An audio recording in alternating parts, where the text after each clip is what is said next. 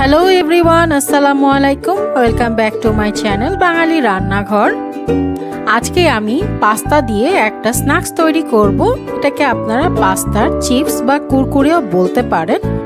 সন্ধ্যার সময় আমরা কম বেশি সবাই নাস্তা খেয়ে থাকি। পাস্তা দিয়ে এই নতুন রেসিপিটা ট্রাই করে দেখতে পারেন। বাচ্চাদের তো ভালো লাগবে, বড়দেরও পছন্দ হবে। পাস্তা সিদ্ধ করে নেওয়ার জন্য প্রথমে আমি এখানে বেশ কিছুটা পানি দিয়ে তার মধ্যে 1 টেবিল স্পুনের মতো লবণ দিয়ে পানিটাকে গরম করে নিয়েছি। তারপরে আমি এখানে 1 কাপের মতো পাস্তা ব্যবহার করেছি। পাস্তাটা আমি একটু নাড়াচাড়া করে দিচ্ছি যাতে একটা আরেকটার গায়ের সাথে লেগে না যায়। সিদ্ধ করে নিতে হবে এখন পাস্তাটাকে।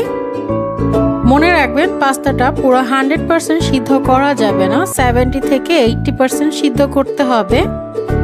আর কিছুক্ষণ পর পর পাস্তাটা এভাবে নেড়ে দিব। যখন পাস্তা সিদ্ধ হয়ে আসবে তখন আমরা পাস্তাটাকে পানি ঝরিয়ে তুলে নিব। পাস্তা পানি ঝরিয়ে তুলে নেওয়ার পরে এটাকে আমরা সম্পূর্ণ পরিমাণে ঠান্ডা করে নিব। ঠান্ডা হয়ে গেলে আমি এর মধ্যে 2 টেবিল চামচের মতো সয়াবিন তেল দিয়ে ভালো করে মিশিয়ে নিচ্ছি। সয়াবিন তেল দিয়ে রাখলে হবে হচ্ছে পাস্তাটা একটার সাথে লেগে যাবে না, ছাড়া ছাড়া থাকবে। এখন সম্পূর্ণ ঠান্ডা করার জন্য আমি পাস্তাটাকে রেখে দিব একটা সাইডে।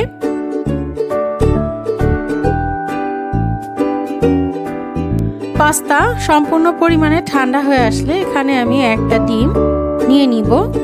ডিমটা রুম টেম্পারেচারে ছিল।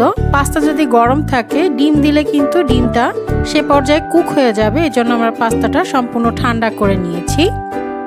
পাস্তার গায়ে খুব ভালো করে ডিম লাগিয়ে নিলাম। এখন আমরা এর উপরে একটা কোটিং দিব, সেই কোটটাকে তৈরি করে নিব। তার জন্য আমি এখানে 1/2 কাপের মতো ময়দা নিয়েছি। সাথে আমি এখানে রসুনের গুঁড়া দিয়ে দিলাম 1 চা চামচ আর লাল মরিচের গুঁড়া দিয়ে দিলাম 1 চা চামচ। আপনারা চাইলে এখানে গোলমরিচ ব্যবহার করতে পারেন, তবে আমি এখানে শুধু লাল মরিচের পাউডারটাই ব্যবহার করেছি। সম্পূর্ণ শুকনো উপকরণ মিশিয়ে নিলাম।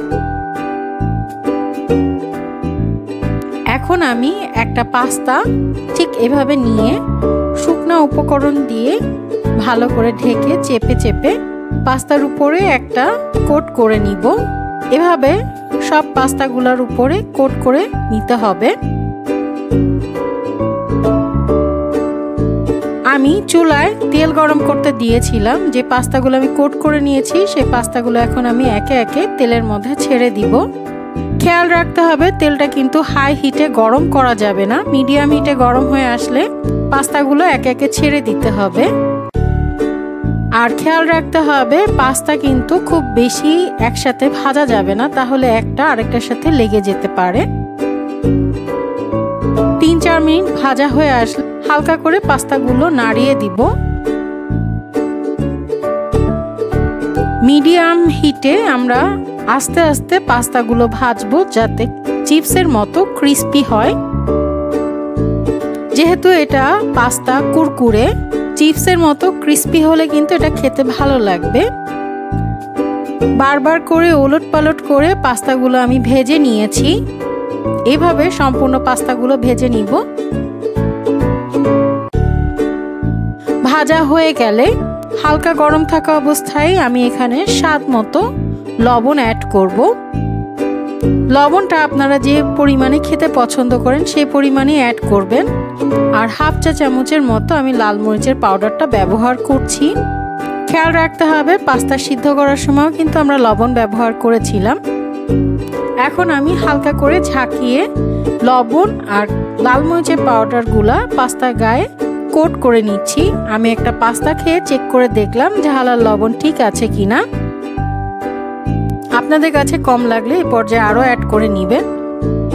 কিছুটা টমেটো সস দিয়ে আমি পাস্তা চিপস বা কুরকুরেটা পরিবেশন করে নিচ্ছি। আশা করি এই সহজ রেসিপিটা আপনাদের সবার কাছে ভালো লেগেছে। বাচ্চারা আশা করি এই রেসিপিটা খুবই পছন্দ করবে।